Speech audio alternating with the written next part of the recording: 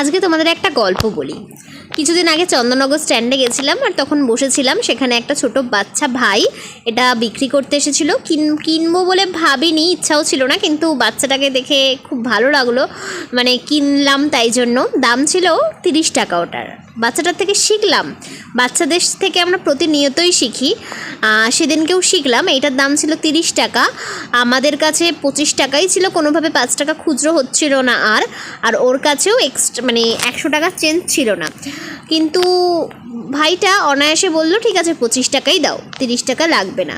ঠিক আছে, 5 টাকা কম নিয়ে অনায়াসে চলে গেল, কিন্তু ওর টাকার দরকার।